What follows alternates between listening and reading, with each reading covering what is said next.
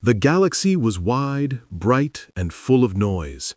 Thousands of species filled the stars, each proud, powerful, and eager to show who was strongest. Yet among them all, one name stood above the rest: the Apex Warriors. They were tall, armored creatures with deep silver skin and eyes like burning suns. Their strength was legendary. For centuries they had conquered planets, defeated empires, and ruled entire sectors through honor and blood. Every young alien dreamed of becoming like them. And then came the humans. Small, fragile, and soft-looking compared to others. When the humans first appeared on the galactic stage, no one took them seriously.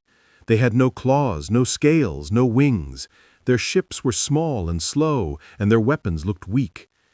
The other races called them ground crawlers, flesh bags, and talking apes. Even the Apex Warriors laughed at them. That was before the Battle of Shai-Tor. The Apex gathered their forces at the red world of Shai-Tor to face a massive swarm of mechanical invaders known as the Nurex. The Nurex didn't feel pain, didn't stop, didn't surrender. They only consumed metal, fuel, and life. Whole civilizations had been wiped out by them.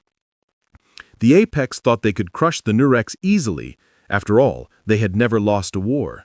But for the first time in 1,000 years, they found themselves outnumbered, outmatched, and surrounded. When the humans offered to help, the Apex leaders laughed again. "You," the Apex general scoffed, "your bones break in a storm, your hearts race at fear. You think you can stand with warriors?" But the humans didn't argue. They simply said, "We'll fight anyway." When the battle began, the sky turned red with fire. The Nurex poured across the fields in endless waves, metal legs, glowing eyes, and razor arms. The Apex fought bravely, but their front lines began to break. Their ships were falling from the sky one after another. That's when the humans moved in. They didn't fight like anyone else. They didn't rely on brute strength or fancy armor. They used their brains, their teamwork, and their impossible will to survive. While the Apex fought the enemy head-on, the humans slipped behind enemy lines, planted explosives, and cut off the Nurex power network. A small human unit, led by a man named Captain Aaron Holt, did the impossible. They crossed the burning wasteland, crawled through the wreckage, and reached the Nurex command core. Every other race had failed to reach that deep. But humans didn't stop when things got hard. They became harder. They reached the core, wounded and exhausted, and Aaron gave the order to detonate the charges manually. His team protested. They said they wouldn't survive. But he only smiled and said, "We make sure others do." The explosion destroyed the Nurex command hive. The swarm froze in place, lifeless. The Apex saw the sky clear for the first time in weeks. The war was over. But the humans who ended it were gone, consumed in the blast. When the dust settled, the Apex were silent. They had seen courage before. They had seen sacrifice before. But never like that. The humans didn't fight for glory or honor. They fought because someone had to. Days later, a transport ship arrived carrying a single survivor, Captain Aaron Holt. Burned, broken, and barely breathing, he was found in the ruins with the Apex war banner wrapped around his body. He had dragged himself through miles of fire to deliver it back. The Apex Supreme Commander, Tavarin, personally came to see him. "You live," Tavarin said, towering above the small human. "You destroyed the Nurex core alone. You did what even our kind could not." Aaron, coughing through blood, gave a weak smile. "We did it together." The Apex soldiers, thousands of them, stood behind their leader. They were silent, watching the weak human who had saved their world. Then Tavarin did something no Apex had ever done before. He knelt. "Rise, brother," he said. "You are one of us." And in that moment, the laughter stopped. After the Battle of Shai-Tor, everything changed. The galaxy that once mocked humans now looked at them with respect and a little fear. The Apex forged an alliance with Earth. They shared their technology, their starships, and their honor codes. In return, humans shared their creativity, adaptability, and strange humor that somehow survived even in the darkest times. The two species began training together. Apex soldiers learned how humans could improvise a weapon from nothing, how they could use broken parts, sheer willpower, and luck to win. Humans learned discipline, patience, and the warrior code from the Apex. They called the new bond the Brotherhood of Flame and Flesh, the first true unity between species built not on power, but on respect. Years later, during a celebration on the Apex homeworld, Captain Aaron Holt stood beside Commander Tavaran.